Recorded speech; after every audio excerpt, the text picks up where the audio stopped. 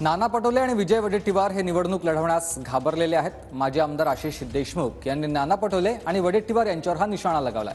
तर राऊतांमध्ये अतिशयोक्तीपणा भरलेला आहे असं देखील देशमुखांनी संजय राऊतांवर टीका करताना म्हटलंय। 26-27 तारखेपर्यंत सर्वांनी उमेदवारी अर्ज भरलेले पाहायला मिळतील असं देखील त्यांनी म्हटलंय।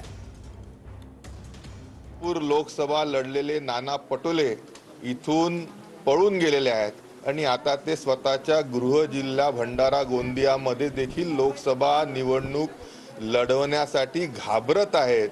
विजय वडेट्टीवार देखील आपल्या चंद्रपूर जिल्ह्यातून लोकसभेची निवडणूक लढण्याकरिता घाबरत आहेत।